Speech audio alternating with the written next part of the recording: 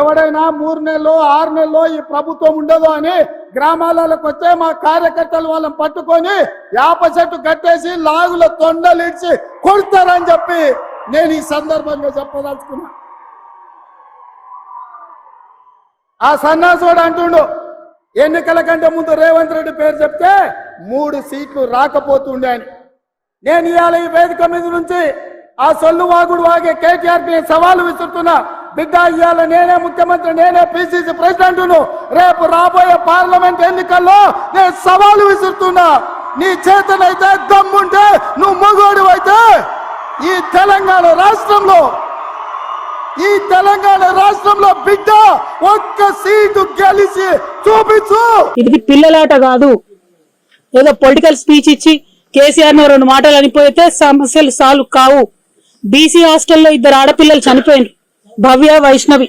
వాళ్ళిద్దరికి న్యాయం చేయాలి, కనీసం ఇన్వెస్టిగేషన్ చేయాలంటే చేతగానటువంటి ముఖ్యమంత్రి రేవంత్ రెడ్డి గారు ఇవాళ 2 బిడ్డల ఆడపిల్లల తల్లిదండ్రులు వచ్చి ధర్నా చౌక్ దగ్గర ధర్నా చేస్తా ఉంటే వాళ్ళని ధర్నా చేయనీయకుండా అరాచకంగా పోలీసులు తీసుకుపోయి అరెస్ట్ చేసిండ్రు. కేసీఆర్ గారి పాలనలో ధర్నా చౌక్ లేదు, అవసరం రానియలేదు. ఎవరొచ్చినా కూడా మేము మాట్లాడినాం, ఎవరొచ్చినా సమస్య పరిష్కారం చేసినాం. పారిపోలే మేము వెను చూపించి. జరుగుతాయి సమస్యలు ప్రజా జీవితంలో, నిలబడాలే.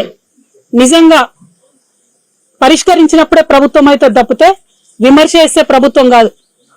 నిన్న ఉద్యోగాలు ఇచ్చే దాంట్లో కూడా మొత్తం స్పీచ్ అంతా పొలిటికల్ స్పీచే.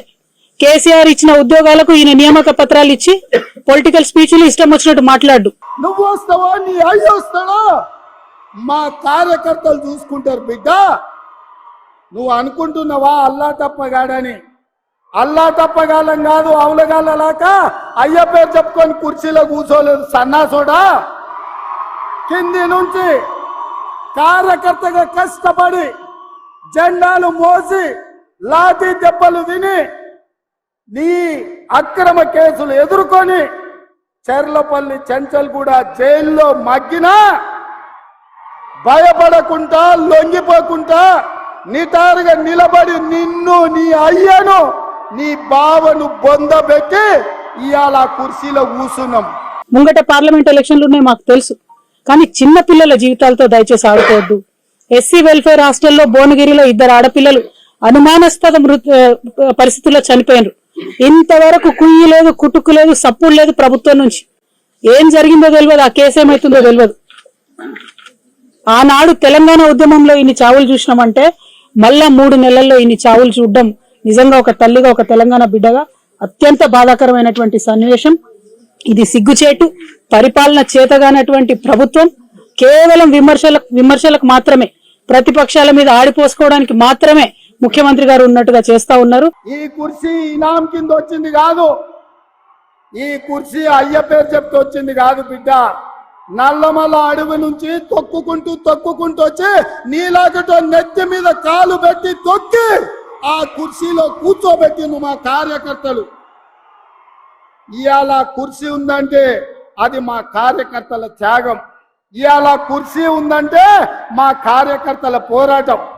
ఈ కార్యకర్తలు వీళ్ళు నాకు అండగా నిలబడ్డంత కాలం, నన్ను భుజాల మీద మోసినంత కాలం, నువ్వు కాదు, నిన్ను పుట్టించిన నీ అయ్య కాదు, వాళ్ళ దేవుడు వచ్చినా ఈ కుర్చీని తాకలేరని నేను ఇవాళ చెప్పదలుచుకున్నా. ఇవాళ ముఖ్యమంత్రి గారికి హెచ్చరిక చేస్తా ఉన్నాం. మీకేం పోయిందయ్యా? ఆ తల్లిదండ్రులు అడగ ధర్నా చౌక్ దగ్గర ఉండి కొంత 1 గంట సేపు వాళ్ళ బాధ ప్రపంచానికి పంచుకుంటే ఏం పోయింది మీకు? ఎందుకు వాళ్ళని అట్లా గొర్రెలతో ఈడ్చుకుపోయి అరెస్ట్ చేసిండ్రు? ఆ అధికారం మీకున్నదా? ఇదేనా ప్రజా తెలంగాణ? దీనికోసమేనా మీకు అధికారం మార్చింది?